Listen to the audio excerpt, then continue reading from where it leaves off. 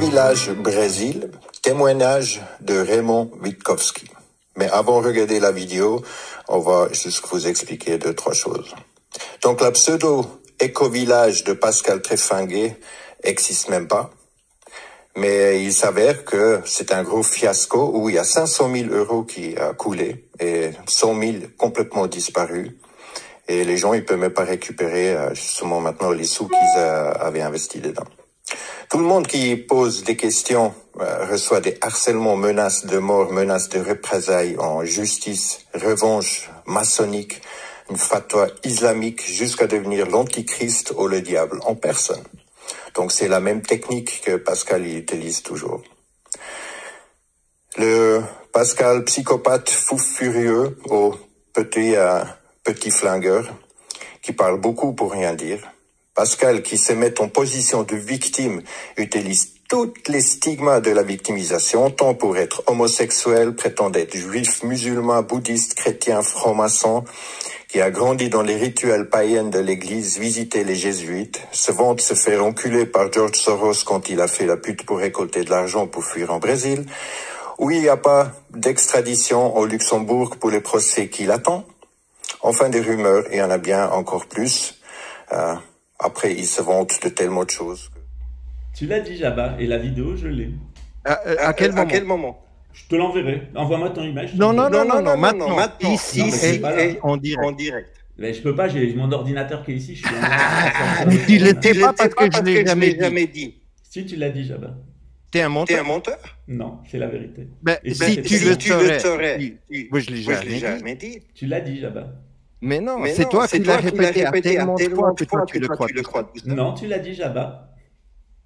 Tu as même dit que moi-même j'aurais été victime d'abus sexuels. Mais oui, mais ça c'est très bien probablement, mais tu ne te rends même pas compte. Non. Parce que l'enculage, c'est de violence. Mais oui, mais t'es un perturbé donc. Mais voilà, tu le coupes le micro. Non, je coupe mon micro à moi pour qu'il n'y ait pas d'écho. Les personnes qui ont des rapports sexuels anaux sont des personnes perturbées. C'est exactement ce qu'il vient de dire.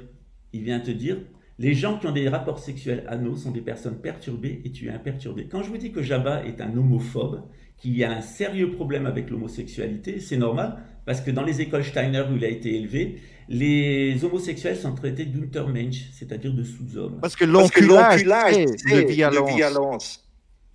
Mais oui, mais t'es un perturbé donc. Parce que l'enculage, c'est de violence. Mais oui, mais t'es un perturbé.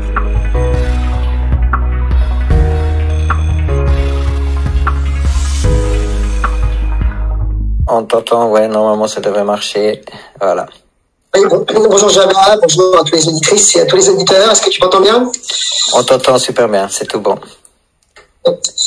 Alors d'abord, je voudrais remercier Pascal Tréfinguet, que je vais appeler PT par la suite, de nous avoir mis en contact finalement, parce que c'est en publiant nos coordonnées en dessous d'une de ces vidéos que tu as pu rentrer en contact avec nous, et puis comme il souhaitait un droit de réponse, eh bien on va lui donner aujourd'hui. Donc très heureux d'être sur ta chaîne, et très heureux également d'avoir l'occasion de te remercier de tout le beau travail que vous faites, toi et toute ton équipe. Nadine, vous êtes de fait la secrétaire en chef de Rio Eco-Village en Synergie. Et attenant, vous allez maintenant visiter le futur village de pygmées cultivateurs d'iboga au fin fond de la Sierra qui entoure Paraty. Quelle est votre première impression par rapport à cette annexe du projet de Rio? C'est extrêmement intéressant parce que premièrement on est dans la montagne, dans la colline, donc on va être en plein dans la nature. Au niveau du recentrage de chacune des personnes, ça va être absolument parfait. Et en plus de ça, on est dans un partenariat qui est exceptionnel avec une personne de conscience, avec des projets extrêmement intéressants pour aider les personnes qui ont aussi des soucis d'accoutumance à un certain nombre de drogues, quelles qu'elles soient, que ce soit des drogues médicamenteuses ou des drogues liées par exemple au téléphone ou à n'importe quelle informatique. Donc c'est quelque chose de très intéressant et j'ai déjà regardé cet endroit par Google Earth. Je vais vous donner de plus en plus d'informations à partir de Bemvida, donc bem.vida.reves@gmail.com, car je suis en train de monter la plaquette avec Pascal.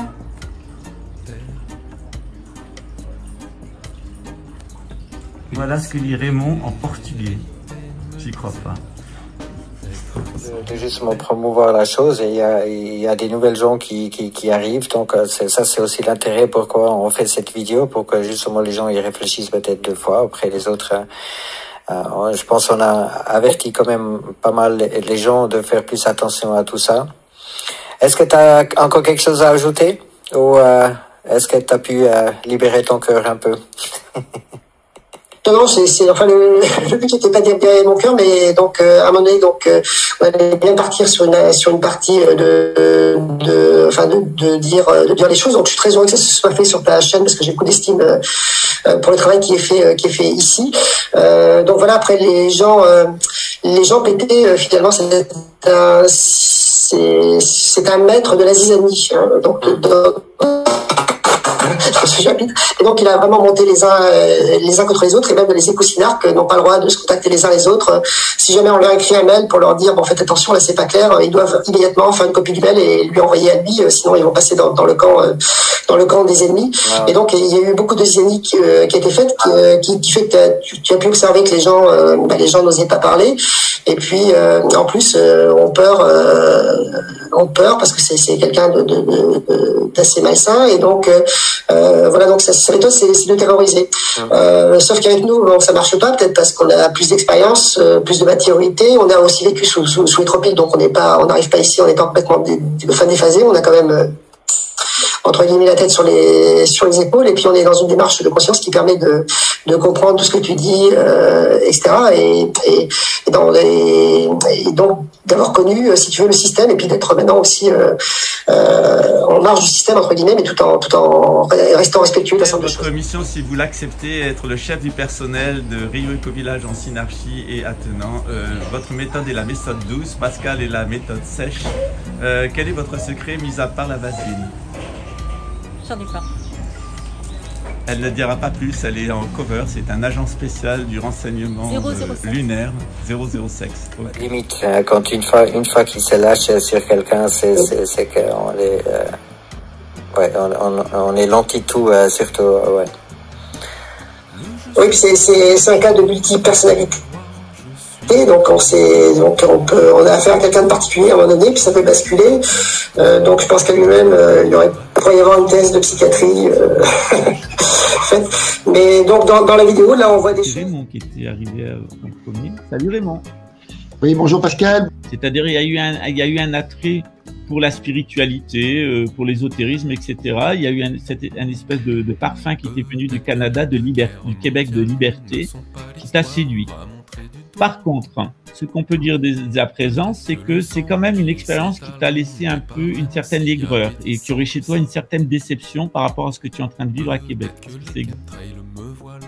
Oui, c'est juste, disons que en 2010, on a décidé de venir au Québec, et donc c'était un endroit qui nous était montré dans les synchronicités. Et donc, effectivement, on recherche avec ma conjointe à développer notre spiritualité, et donc c'est la priorité. Et le lieu effectivement comporte des avantages, des inconvénients, comme tout lieu de vie. Et ce qui s'est passé, c'est en fait un regroupement familial qui s'est produit avec nos 3 enfants qui sont venus au Canada depuis qu'on y est.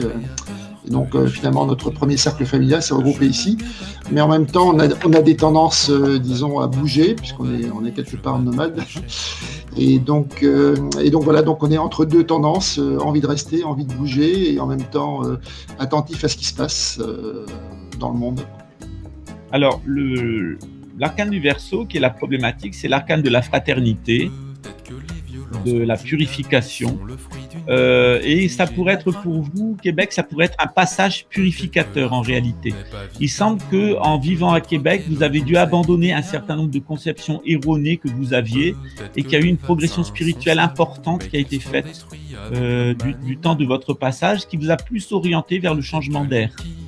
Avec beaucoup de problématiques de spirituelles, de changement d'état, de mutation, des relations plus fraternelles avec les gens qui sont autour de toi, et surtout il y a un dialogue général autour de la communication.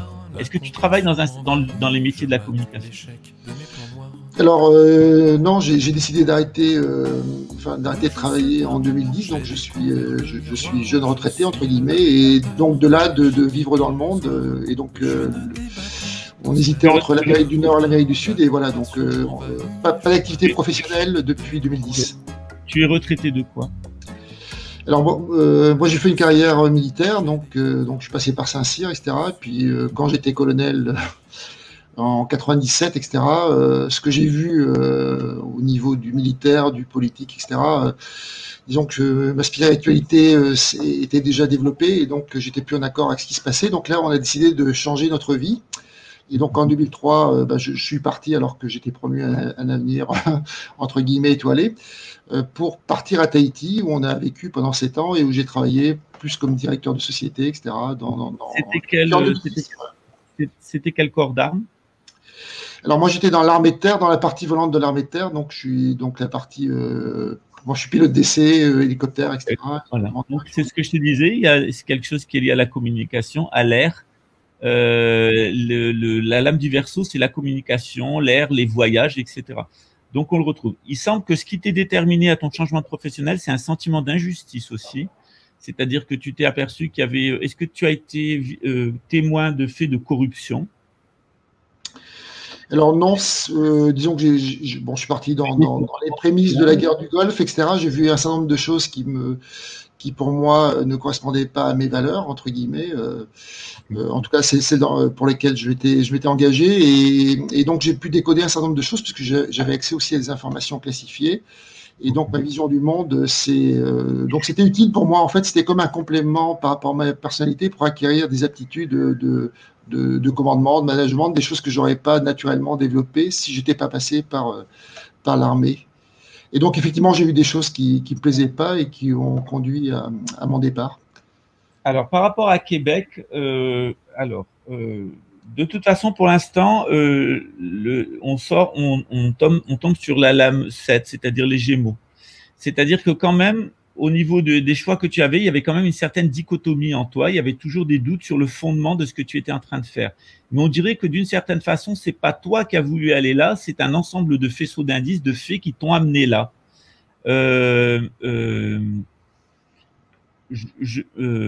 Mon idée, c'est que ce qui a buté dans ton travail, ce qui est amené à Québec, c'est qu'on te demandait de faire preuve de schizophrénie d'une certaine façon.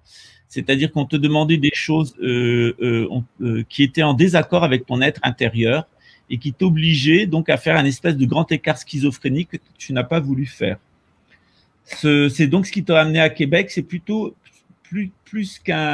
c'est plutôt une recherche, un sentiment de rejet par rapport à une situation injuste. Par rapport à ta situation à Québec, il est vrai qu'il y a une matérialisation qui a été favorisée. Il y a pas mal de choses qui ont favorisé. C'est vraiment véritablement un lieu qui est gouverné en ce qui vous concerne par la Maison Dieu, c'est-à-dire le Capricorne, c'est-à-dire à la fois le matérialisme, mais aussi à la fois l'illumination et à la fois quelque chose qui est assez mémoriel.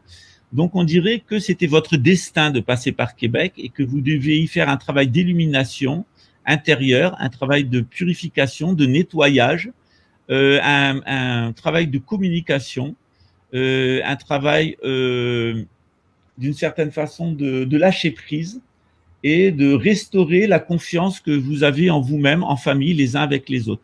Je pense que avant tout, ce qui est important pour toi, c'est de restaurer ta capacité masculine et ta capacité de leader. Et je pense qu'il y a un moment où ta capacité de leader, elle a pu être, connaître une restriction et qu'actuellement, tu n'es pas dans ton potentiel maximum en tant que leader. Moi, je t'identifie comme un type 8, le leader, un meneur d'hommes, mais à l'heure actuelle, tu es dans une situation où tu n'exerces pas les talents qui sont les tiens. Donc, on dirait que la situation actuelle de Québec, c'est une situation qui va t'obliger à réfléchir à tes capacités de direction. Et que la situation d'inactivité entre parenthèses de retraité qui est actuellement la tienne, c'est pas quelque chose qui te convient et qu'il y a quelque chose d'autre qui t'attend derrière avec des responsabilités. Oui, ça me parle beaucoup, effectivement, et c'est tout à fait ça.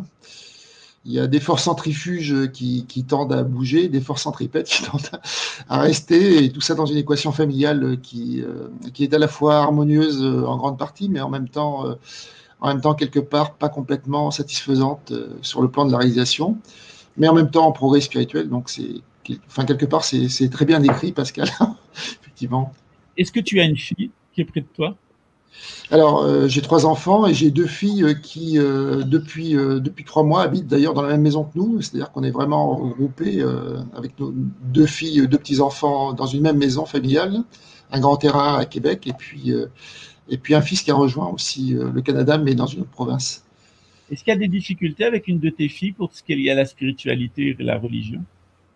Alors les 2 filles, non, elles sont pas au même état de partage, mais elles sont plutôt ouvertes.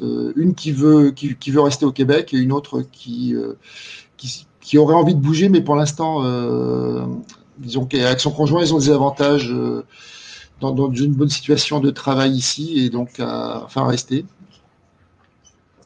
Ok. Il semble que le facteur déterminant, ce qui t'amènerait à quitter le Québec, c'est pour l'instant, il y a une de tes filles qui n'a pas la force de le faire, mais il semble qu'il y ait un changement profond qui va intervenir chez elle.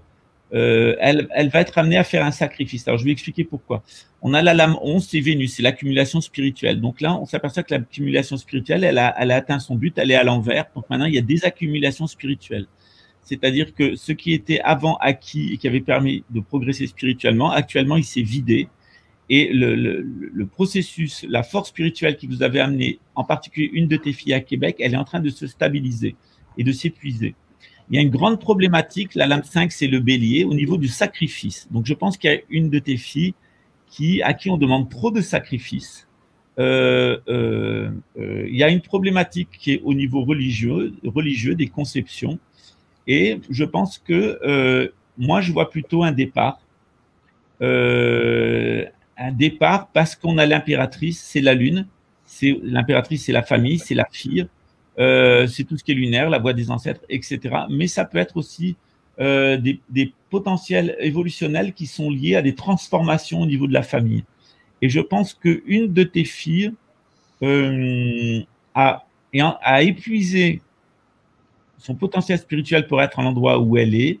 Il y a peut-être des problèmes d'autorité qui vont se apparaître entre son conjoint et toi, ou son conjoint et elle. Je pense qu'il y a un éloignement d'une de tes filles avec son conjoint, et ça peut amener, c'est ce qui va amener la famille à bouger, parce que ce qui vous a amené au Québec, en réalité, je pense que c'est avant tout l'influence d'une de tes filles. Oui, ça a du sens. Ça a du sens. C'est même un sens assez profond.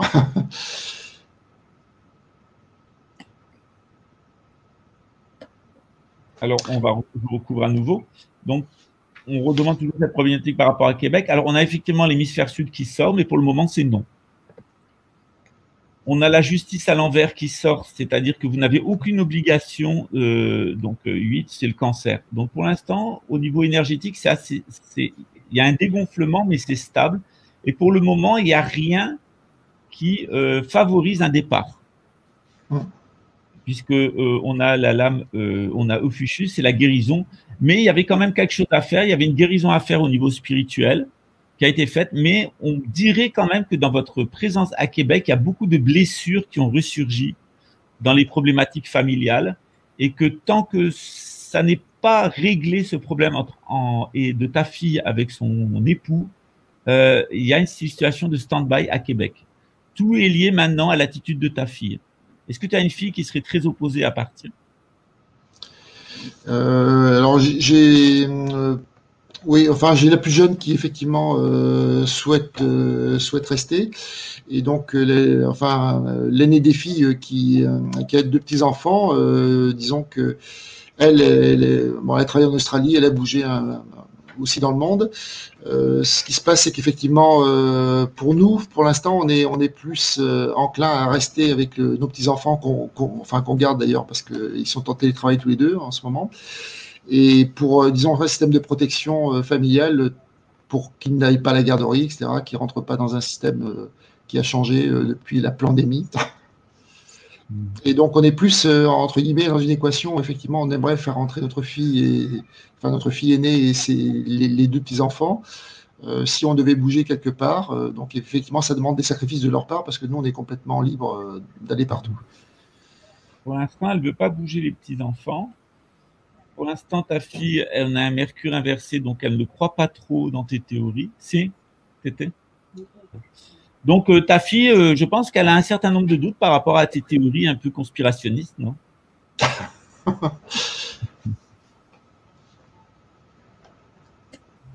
En tout cas, à terme, il y aura de toute façon, elle aura un changement au niveau de sa relation de couple. Il y a un changement. C'est-à-dire la situation actuelle, elle est provisoire, mais elle est nécessaire à l'évolution spirituelle de ta fille. Elle a une guérison antérieure à mener. Je pense qu'il y a des choses aussi dans le passé dont tu dois pas parler avec elle de choses du passé qui l'ont blessée et qui ont déterminé son choix conjugal.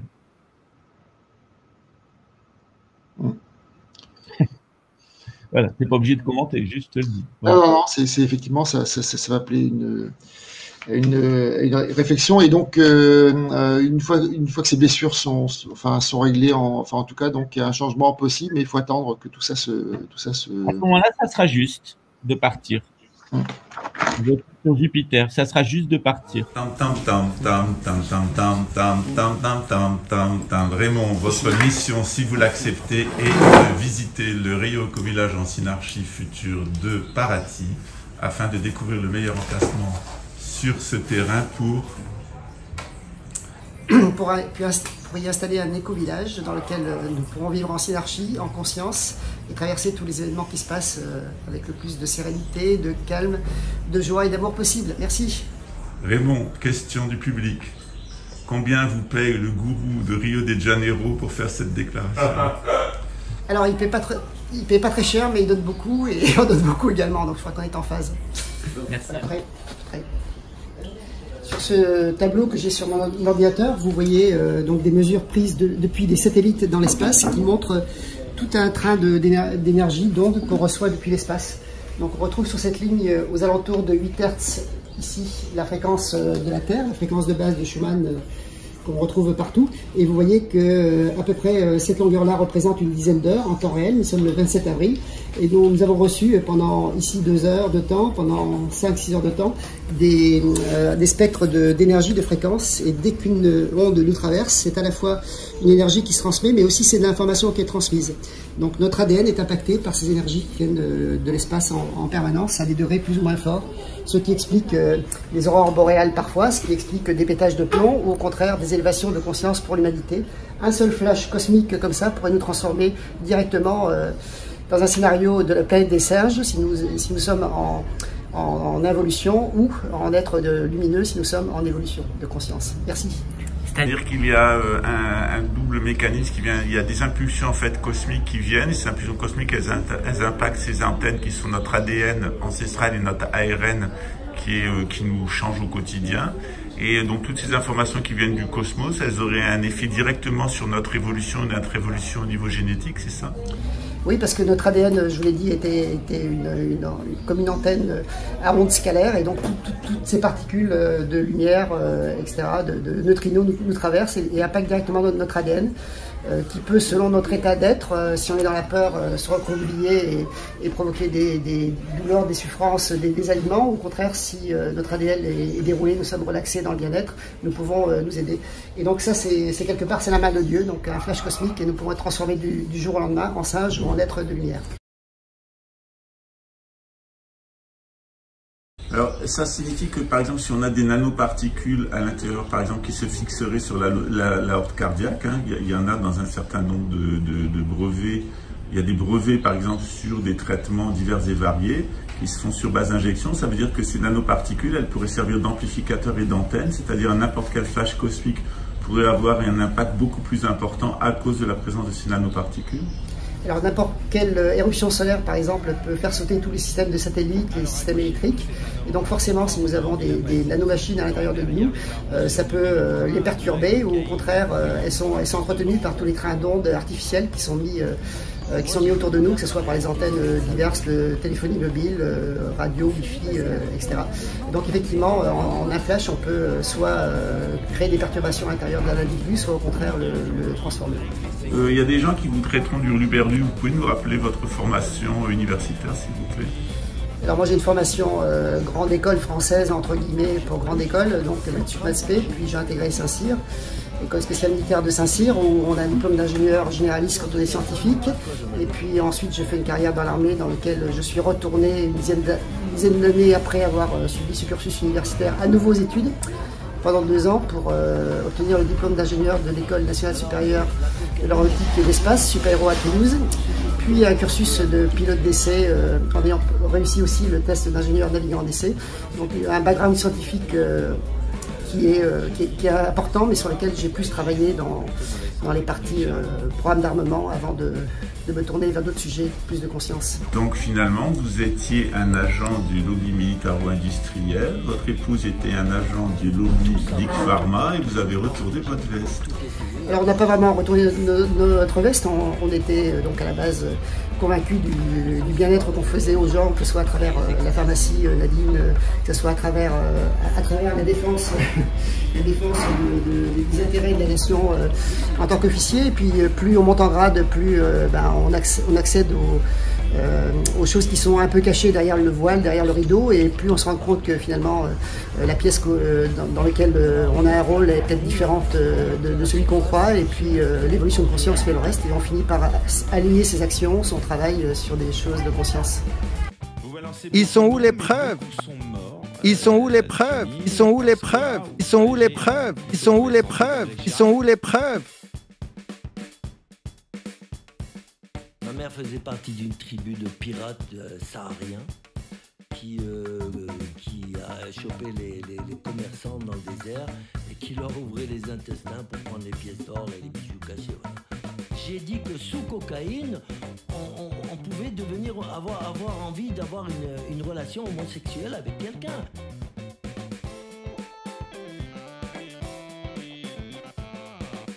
On sait qu'il y a une grande personnalité politique qui se rendait dans des boîtes de nuit échangistes.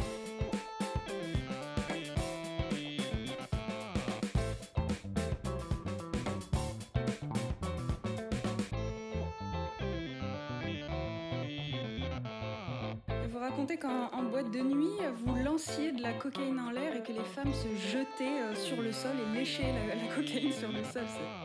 Je jetais ça sur la piste. Alors, de mon côté, il n'y a pas de malédiction, Jabba, je prends juste la parole pour qu'il n'y ait pas d'écho et après je te laisse parler. La vidéo, je l'ai, bon, il est parti. Donc la vidéo, je l'ai et il l'a bien dit, je pense que c'est la seule chose qui l'inquiète. D'autre part, c'est très simple, vous regardez le nombre de personnes qui ont été tuées depuis le moment où Raymond Witkowski est entré en fonction dans l'armée française. Et vous regardez le nombre de personnes qui ont été tuées sur les champs d'opération de l'armée française, de l'OTAN et de l'ONU. Vous le divisez par le nombre de personnes, de soldats qui sont au service de l'OTAN, de l'ONU, etc. Et vous tombez grosso modo sur ce chiffre-là.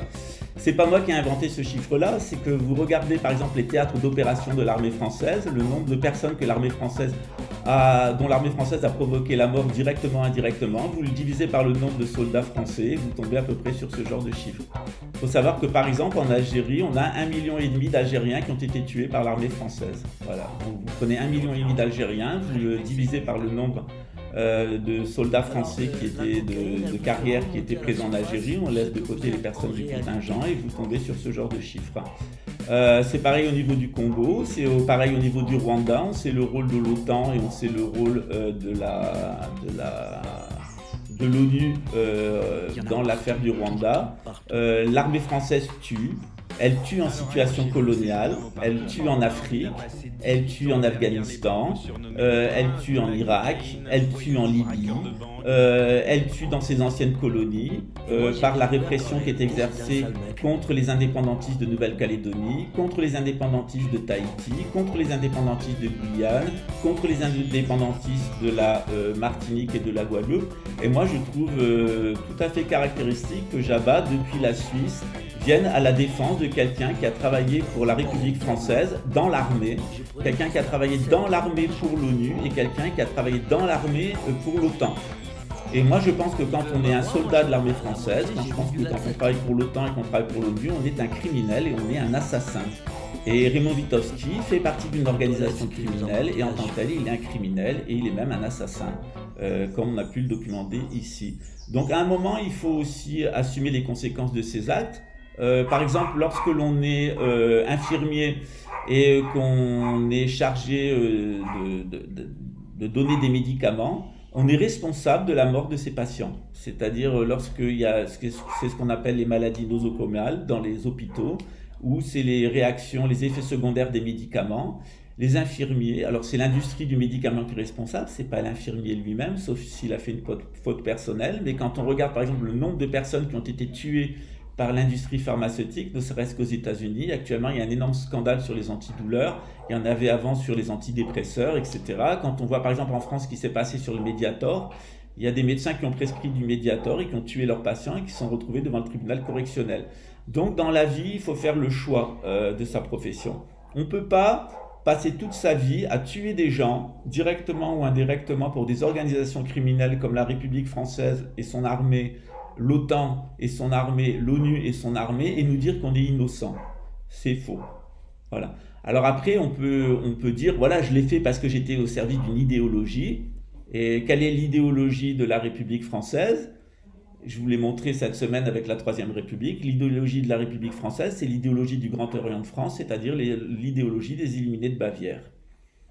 Et c'est cette idéologie-là qui a amené la Révolution française, qui a amené la guerre civile d'Espagne.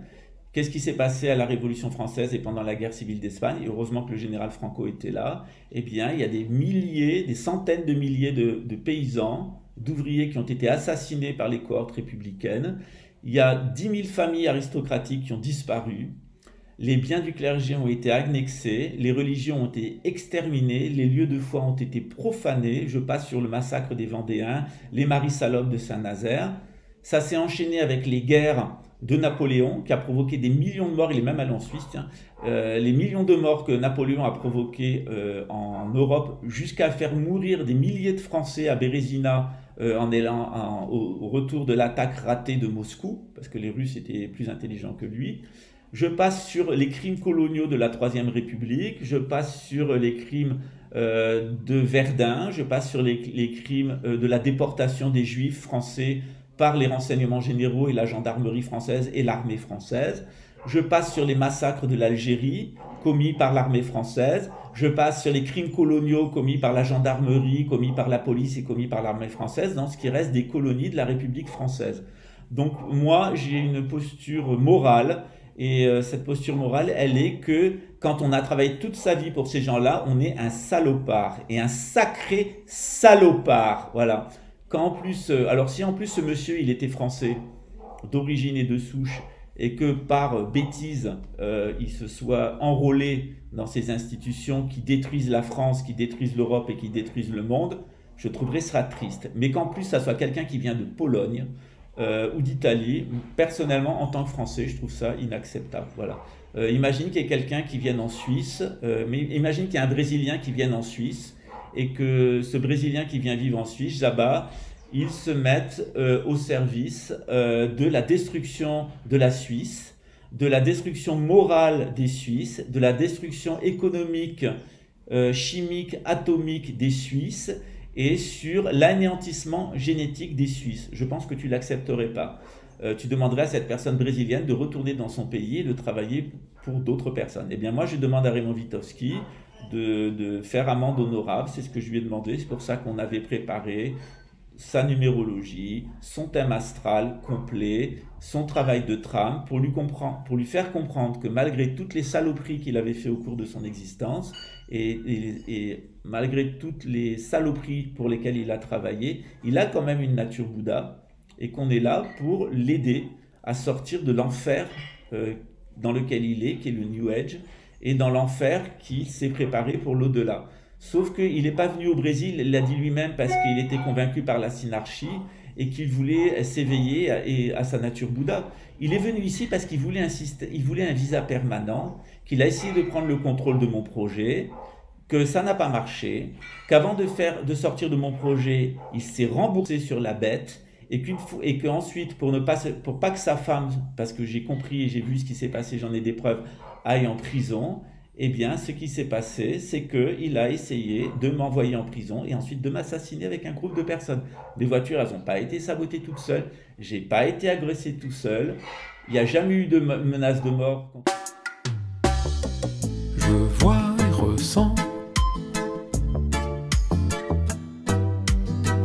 Je vois et comprends.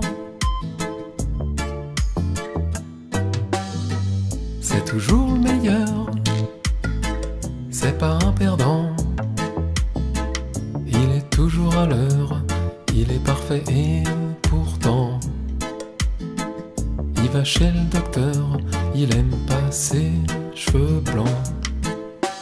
Je crois que c'est le moment pour cette peur étrange de consacrer un instant à cette joie qui la dérange.